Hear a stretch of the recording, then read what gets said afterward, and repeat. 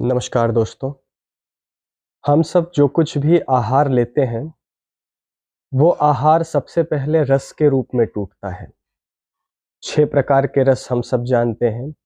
मीठा है, खट्टा है, नमकीन है, कड़वा है, कसैला है, तीखा है। इन्हें ही आयुर्वेद में खडरस कहा जाता है और संसार में जितने भी प्रकार के स्वाद आप लेते हैं, अलग-अलग व्यंजनों के माध्यम से, अलग-अलग पकवानों के माध्यम से, उनको बनाने के लिए इन्हीं मुख्य रूप से 6 रसों का प्रयोग किया जाता है।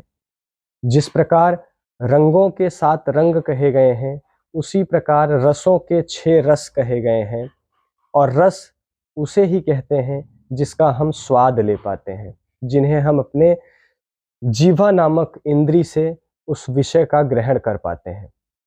इन्हीं रसों के सेवन से हमारे शरीर की धातुओं का निर्माण होता है। जैसे रस से रक्त बनता है, रक्त से फिर मांस बनता है, मांस से फिर मेद बनता है, मेद से फिर अस्थि बनती है, अस्थि से फिर मज्जा बनता है और मज्जा से फिर अंतिम में शुक्र बनता है। इसी शुक्र को हमारे शास्त्रों में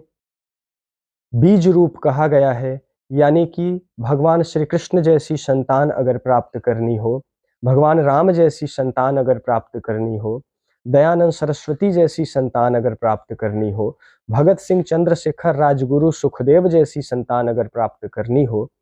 इन सभी चीज़ों के लिए ईश्वर की बनाई हुई इस सृष्टि में एक बीज रूप होता है और मनुष्य के भीतर ये जो बीज रूप तैयार होता है, इसी को शुक्र धातु कहते हैं, क्योंकि यही शुक्र धातु मनुष्य का, पुरुषों का पोषण करता है। हमारे दूसरे शास्त्रों में पुरुष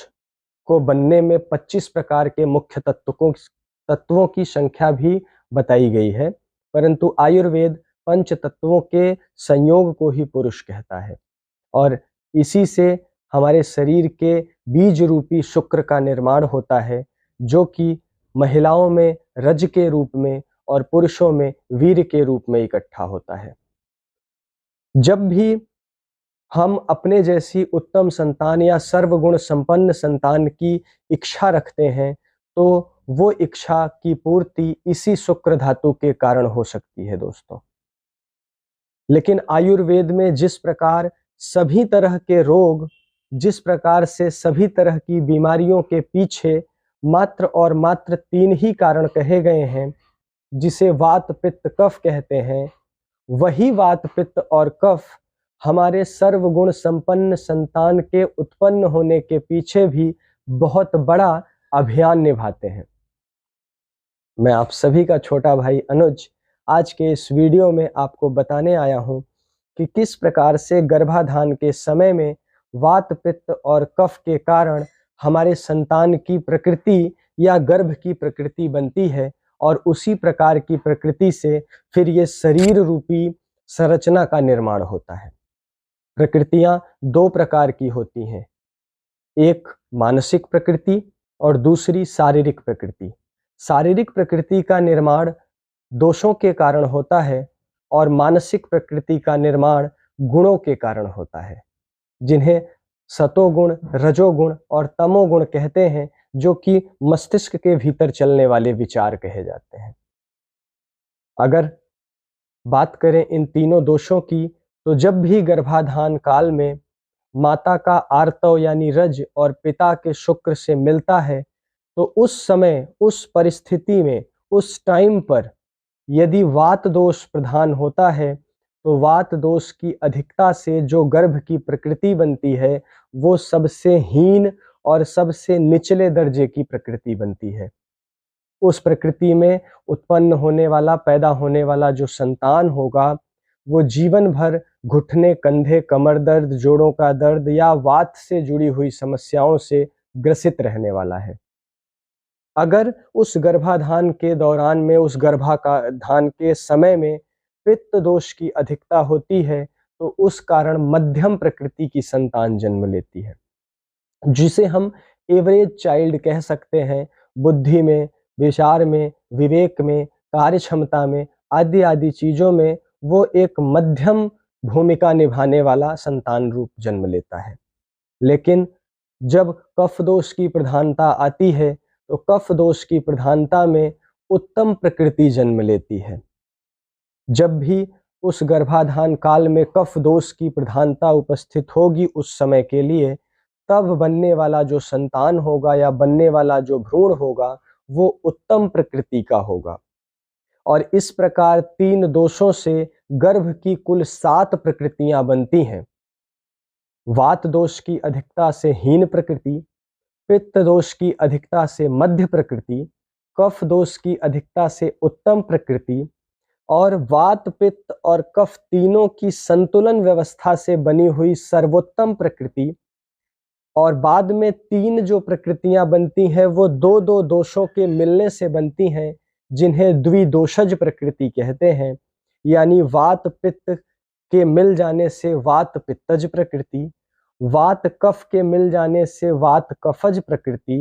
और पित्त कफ के मिल जाने से पित्त कफज प्रकृति बनती है, जिसकी वाग्भट्ट जी ने भी निंदा की है, चरक जी ने भी निंदा की है, सुश्रुत जी ने भी निंदा की है और आयुर्वेद शास्त्र को समझने वाले बहुत सारे ऋषियों ने द्विदोषज प्रकृति यानी 2-2 दोषों के कारण मिलने वाली बनने वाली जो गर्भ की प्रकृति है उसे अच्छा नहीं माना है। और सबसे उत्तम और सबसे सर्वोत्तम प्रकृति का संतान शारीरिक रूप से अगर किसी को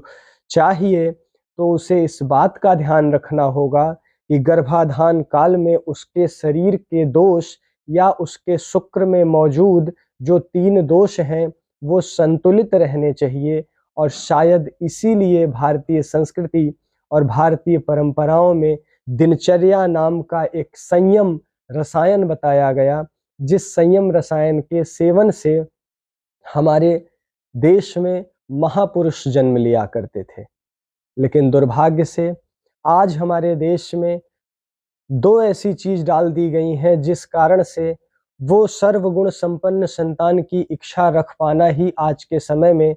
संभव दिखाई नहीं पड़ता और दूसरी तरफ दोषों को भी संतुलित रख पाना संभव दिखाई नहीं पड़ता। उन दोनों चीजों में पहली चीज है शराब और दूसरी चीज है टेलीविजन। इस टेलीविजन को बड़ी ही चालाकी और बड़ी ही चतुराई के साथ एक-एक घरों में डाल दिया गया और शराब के सेवन से व्यक्ति के शरीर के भीतर मौजूद पित्त दोष को बढ़ा दिया गया। और जब भी हमारे शरीर का पित्त दोष बढ़ता है तो हमारे शरीर को कलह और कोलाहल करने की इच्छा होती है, किसी से क्रोध करने की इच्छा होती है और क्रोध में किसी भी फैसले को लेने की इच्छा होती है। और ये तो भगवान श्री कृष्ण भी कह रहे हैं कि जब हम अपने इंद्रियों को उनके विषय के अधिक उपभोग में लगाते हैं तो इससे हमारे शरीर में सर्वप्रथम चिंता जन्म लेती है और चिंता के जन्म लेने से हम अपने वास्तविक मार्ग से भ्रमित हो जाते हैं। या दूसरे शब्दों में कहूँ तो मानसिक चित्त में, मानसिक विचारों में रजोगुण की प्रवृत्ति बढ़ जाती है और रजोगुण की प्रवृत्ति बढ़ने से हमारा मन विकारों की तरफ बढ़ता है और विकारों को न पूरा हो पाने से क्रोध का उत्पत्ति होती है और क्रोध की उत्पत्ति हो जाने से बुद्धि का विभ्रंश हो जाता है और बुद्धि का विभ्रंश हो जाने से विवेकशील बुद्धि का नाश हो जाता है। और जिस मनुष्य का विवेक नाश हो जाए उसका इस लोक में और परलोक में भी समस्त सर्वनाश हो जाता है। इसलिए हमें हमारे शरीर को भी संतुलित रखना है, हमें हमारे मन को भी संतुलित रखना है। लेकिन मन की अवस्था से भी कोई रोग शरीर की अवस्था तक पहुंचता है। इस बात को जानने के बाद हमारे समाज में 2 ऐसी चीजें डाल दी गई, जिसमें पहला टेलीविजन और दूसरा बहुत ही उष्ण प्रकृति का मद्य। और बाद में इस मद्य को टेलीविजन पर फिल्मों के माध्यम से और हमारे तथाकथित जिनको हम हीरो कहते हैं, इन हीरो लोगों को वो शराब पिला पिला करके भारत के लोगों को इस बात के लिए फोर्सफुली प्रेरित किया गया कि आप इस मद्य का सेवन करें। और मद्य के सेवन से जब शरीर का पित्त बढ़ने लगा तो हमारे परिवार टूटने लगे, हत्या, बलात्कार, लूट जैसी वृत्तियों ने जन्म ले लिया जो कि भारत की परंपरा नहीं थी। क्यों? क्योंकि हमारे मन में उस रजोगुण को उत्पन्न कर दिया गया और फिर उस मन ने तपने के बाद हमारे शरीर को तपा दिया। ठीक उसी प्रकार से जिस प्रकार से एक तपता हुआ लोहा किसी सामान्य पात्र में रख देने पर उस सामान्य पात्र को भी गर्म कर देता है और तपा देता है। तो दोस्तों, इस वीडियो के अंत में मैं आपसे यही निवेदन करना चाहता हूं कि हमारे शरीर के 3 दोष ही किसी भी शरीर में अलग अलग अवस्था के होने के जिम्मेदार कहे जाते हैं। और यदि आप इन 3 दोषों के विषय में गहराई से समझ लें तो मुझे नहीं लगता कि आपको कभी भी किसी डॉक्टर, किसी वैद्य या किसी चिकित्सक के पास जाने की जरूरत है। आप अपने मानसिक और शारीरिक दोनों रोगों को सुनिश्चित और ठीक कर सकते हैं और साथ ही साथ अपने इस लोक को और परलोक को भी सुख और आनंद से जी सकते हैं। संसार के भी सभी सुखों का उपभोग बिना उनके प्रति आसक्त भाव आए हुए कर सकते हैं। आज के लिए बस इतना ही। यदि आप इस वात पित्त कफ के सिद्धांत को बेहतर रूप से समझना चाहते हैं, आयु के रहस्य को जानना चाहते हैं, तो अष्टांग हृदयम और अष्टांग आयुर्वेद की कक्षाओं की जानकारी आप स्क्रीन पे दिख रहे नंबरों से प्राप्त कर सकते हैं। यदि आप बिल्कुल स्वदेशी रसायन मुक्त हस्त निर्मित वैदिक श्रृंखला से जुड़े हुए उत्पादों की जानकारी चाहते हैं और उन्हें अपने घर तक प्राप्त करना चाहते हैं, तो आप हमारी वेबसाइट www.स्वदेशीचिकित्सा-आरोग्य-केंद्र पर जाकर के भी सीधे आप अपने घर तक इन अच्छे और विष मुक्त उत्पादों को ऑर्डर कर सकते हैं और राजीव भाई के अधूरे सपनों को पूरा करने में अपना एक योगदान हमें दे सकते हैं। फिर मिलूंगा एक नई जानकारी, एक नए विषय के साथ। तब तक के लिए जय हिंद,